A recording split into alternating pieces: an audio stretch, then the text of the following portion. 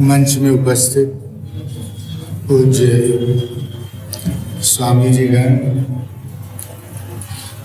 अन्य उपस्थित स्वामी जी, देवी और सज्जन, पूज्य संतोष भैया के श्रद्धांजलि सभा में हम सब लोग आज यहाँ पर उपस्थित हैं। ऐसा लगता ही नहीं है कि अब संतोष भैया हम लोगों के बीच नहीं हैं। वे इस रामकृष्ण मिशन विवेकानंद आश्रम के लगभग 32 वर्षों तक यहाँ सचिव के पद पर कार्य करते रहे और देश के विभिन्न भागों में रामकृष्ण विवेकानंद भावधारा, भारतीय धर्म और आध्यात्म का प्रचार और प्रसार करते रहे। एक अनुभूति संपन्न सन्यासी के रूप में और प्रखर वक्ता के रूप में सारे देश में उनकी ख्याति थी, यह सब आप जानते हैं। विगत कुछ महीनों से वे अस्वस्थ चल रहे थे। सक्षम चिकित्सकों द्वारा उनकी चिकित्सा भी की जा रही थी, किंतु काल की गति के सम्मुख सबको नतमस्तक हो जाना पड़ता है। और हम सभी जानते हैं कि विगत 27 फरवरी को उन्होंने अपने पार्थिव देह का त्याग किया है और वो निश्चित रूप से श्री रामकृष्ण लोक में आनंद से विद्यमान है, ऐसा हम सब मानते हैं। मैं उन कुछ सौभाग्यशाली लोगों में हूँ जिन्हें संतोष भैया से मुझे अपनी किशोरावस्था से उनके पूरी सामिप्य का लाभ मिला। मैं सन 1964 में जब 10वीं कक्षा का छात्र था, इस आश्रम द्वारा संचालित छात्रावास में रहने के लिए आया। तब संतोष भैया यहाँ रह रहे थे और तब से लेकर उनके मृत्यु पर्यंत मुझे उनका स्नेह, आशीर्वाद और मार्गदर्शन मिलता रहा। बाद में जब हम लोगों ने विवेकानंद विद्यापीठ की स्थापना की, वे हमारे संरक्षक रहे और हमारे विवेकानंद विद्यापीठ के सर्वांगीण विकास के लिए सतत चेष्टाशील रहे। और आज इस अवसर पर मैं अपनी ओर से और विवेकानंद विद्यापीठ परिवार की ओर से उनके चरणों में प्रणति विज्ञापित करता हूँ। जब मैं पूज्य संतोष भैया के जीवन पर विचार करता हूँ तो मुझे अंग्रेजी के महान साहित्यकार शेक्सपियर के कुछ वाक्य स्मरण हो आते हैं। उन्होंने लिखा, some are born great, some achieve greatness and some have greatness thirst upon them. कुछ लोग जन्म से महान होते हैं, कुछ महानता अर्जित करते हैं, और कुछ लोग ऐसे होते हैं न तो जन्म से महान होते हैं न महानता अर्जित करते हैं, अपितु महानता उन पर लाद दी जाती है। संतोष भैया उस श्रेणी के व्यक्ति थे जिन्होंने महानता अपने कर्म और पुरुषार्थ से अर्जित की। उनका बाल्यकाल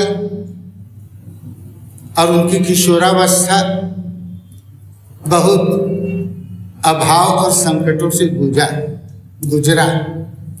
आप में से शायद बहुत कम लोग जानते होंगे कि जन्म के पहले ही कुछ महीने पहले उनके पिता का स्वर्गवास हो गया और जब वो 6-7 वर्ष के थे उनकी माता भी स्वर्ग सिधार गई और वो लगभग अनाथ जैसे हो गए। उनके घर में उनकी एक दादी थी जिनकी वो बहुत सेवा करते थे।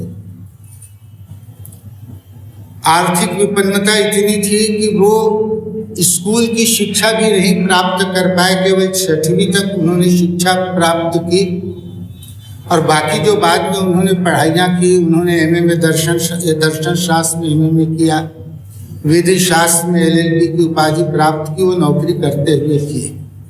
तो ऐसी आर्थिक विपन्नता में वे आगे बढ़े। उनको साइकिल दुकान में काम करना पड़ा, उनको किराने की दुकान में काम करना पड़ा, पर ये सब व्यवधान उनके जीवन के विकास को बाधित नहीं कर पाए। वस्तुतः व्यवधान व्यक्ति के जीवन के अलंकार हैं, व्यक्ति के जीवन के भूषण हैं।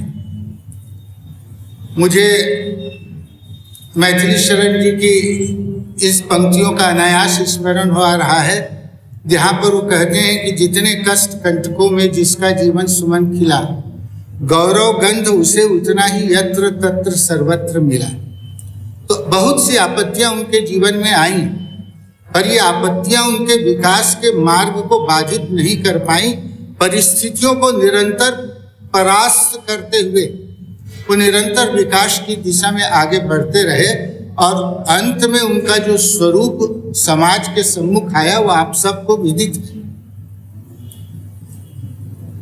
सन 1960 दशक के प्रारंभिक वर्षों में वे स्वामी आत्मानंद जी के संपर्क में आए।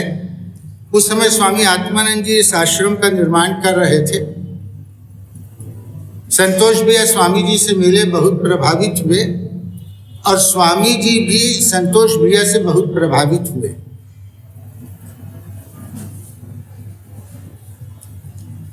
जीवन के प्रारंभिक समय में, जैसा कि मैंने कहा, बहुत विपन्नता थी, वो पढ़ नहीं पाए, पर कुछ वर्षों बाद वो एक प्राइमरी स्कूल के शिक्षक हो गए। उस समय चौथी पास व्यक्ति को प्राइमरी स्कूल के शिक्षक का पद मिल जाता है।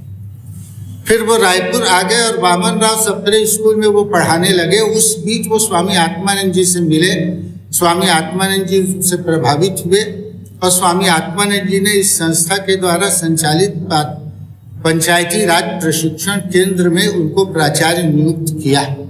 और फिर स्वामी आत्मानंद जी के मार्गदर्शन में उनको अपने जीवन की दिशा का स्पष्ट बोध हो गया।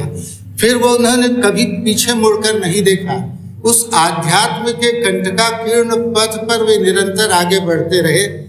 अपने जीवन के 11 वर्ष उन्होंने बेलूर मठ में बिताए और वहाँ भी बहुत उच्च कोटि के सन्यासियों का सामिप्य लाभ उनको मिला, उनका आशीर्वाद उनको मिला। और इन सब परिस्थितियों ने मिलकर एक ऐसे व्यक्तित्व का निर्माण किया जिसने अपने सारे जीवन को धर्म साधना के लिए और त्याग और तपस्या के आदर्शों के लिए समर्पित कर दिया। और उस संतोष भैया के आज श्रद्धांजलि सभा में हम सब लोग आज यहाँ पर एकत्रित हुए। पर देखिए, महापुरुष कभी मरते नहीं, वो तो मर कर भी जीवित रहते हैं। उनका भौतिक शरीर नष्ट हो जाता है, किंतु वो अपने यश शरीर से जीवित रहते हैं। संस्कृत में एक उक्ति है, जयंतु ते सुकृतिनो रस सिद्धा कवीश्वरा नास्ति येषम यशः काये जरा मरणजम भयम। जो महापुरुष होते हैं, मनीषी होते हैं, उनकी यह जो यश काया है वो जरा मरण के प्रभाव से हमेशा मुक्त रहती है। संतोष भैया ऐसे ही व्यक्ति थे।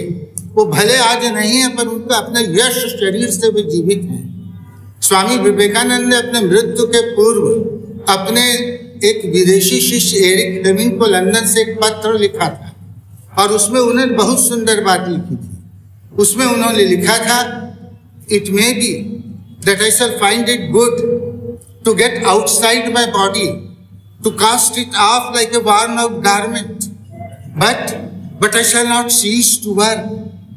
I shall inspire men everywhere unless the world shall know that it is one with God. माने स्वामी जी ने कहा कि संभवतः ये अच्छा हो कि मैं इस शरीर से बाहर निकल आऊं और इस शरीर को एक जीर्ण वस्त्र की भांति त्याग दूं, फिर भी मैं काम करते रहने से रुकूंगा नहीं। मैं तब तक मानव जाति को प्रेरित करता रहूंगा जब तक वह अनुभव न कर ले कि वह ईश्वर के साथ एक है। संतोष भैया भी तो स्वामी जी की ही संतान थे। मुझे लग रहा है कि संतोष भैया भी यही संदेह दे रहे हैं, अरे मैं कहाँ गया कहाँ हूँ, मुझको कहाँ तू ढूंढे बंदे, मैं तो तेरे पास में। ऐसा लग रहा है कि संतोष भैया बार बार यही बोल रहे हैं कि मैं तो तुम लोगों के बीच हूँ, कहीं गया नहीं हूँ। बस उनकी इस वाणी को हमको सुनने की आवश्यकता है, उनकी वाणी के अर्थ को समझने की आवश्यकता है। बस इन्हीं वचनों के साथ मैं अपने शब्दों को विराम देता हूँ। आप सब ने मुझे सुना, आप सबके प्रति प्रणाम अर्पित करता हूँ।